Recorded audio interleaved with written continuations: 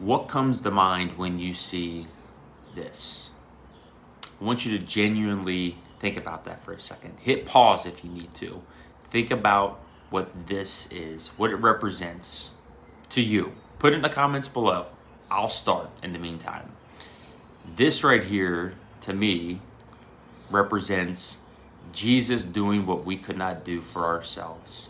It represents Jesus sacrificing himself for the sins of the world, and so that we could be made clean when we stand before him in heaven, that we have access to heaven through this because of what he did on this. He took on the sins of the world, died for our mistakes, and so that we could be made right in God's eyes and enter eternity for heaven. That's what the cross, among other things, represents to me. So I think of something spiritual when I see that right there. Thousands of years ago, that was merely an execution symbol. This right here, when people saw this, they knew what it meant. That it meant punishment. It was made for criminals. It was not a salvation symbol. There was no religious or spiritual connection to that. But that's what Jesus has turned that into. Many see that and they think of heaven. They think of Jesus. They think of spiritual things. But back then, Jesus was taken on a cross as a one-way ticket to death. When people saw that, they connected that to death, not freedom.